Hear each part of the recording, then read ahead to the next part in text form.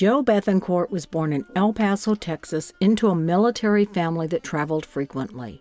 With his mother and grandfather having both been born in Arizona, Joe spent every Christmas here absorbing his mother's ragtime piano along with his grandfather's fiddle. And Mom's father was a fine Ozark Mountain fiddle player. And he could play fiddle tunes for hours. And I was fascinated by that.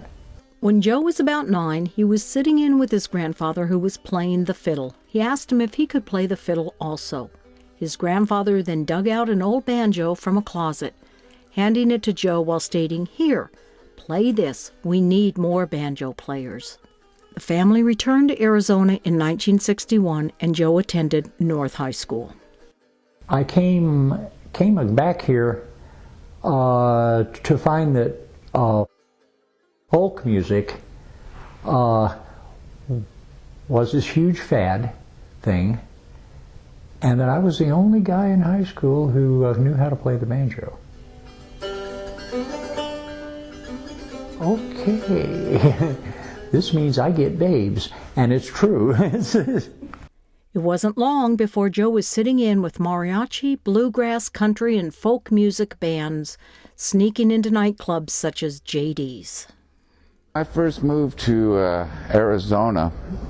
I came from Southern California, where we had a really great music scene in the late 60s there.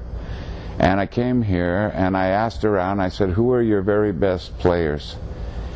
And Joe's name was always mentioned as one of the top people. It was at the lumber mill during an open mic that Joe encountered John Denver. At the time, my speech impediment was very bad. So I managed to make it through a couple of songs with, some dialogue. And he came off stage, and the manager or the owner, I ain't sure really what he was there, informed me that I would obviously never make it. I had no talent, and he should quit. John proceeded to come unhinged on him, very quietly, very politely. And then he turned to me and he said, "Maybe you can't speak real well, but you can play the snot out of those guitars and banjos. Let them speak for you." Living in Hollywood in the late 60s and working as a studio musician, Joe's first Billboard magazine 4-star album, The Joe Bethancourt String Concert, was released. Returning to Arizona, Joe quickly became the house band at Funny Fellows. The Funny Fellows gig was just famous. Everybody went there. I mean, people from Mesa drove all the way to the west side to see him do this thing.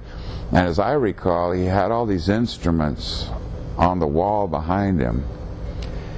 And after every song, he'd put that instrument back, and then he'd stand there and say, "Let's see, what should I play? How about the medieval lute?"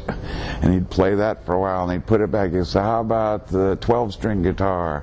Or how about a sitar?" And it was the most entertaining show I think I'd ever seen one guy do.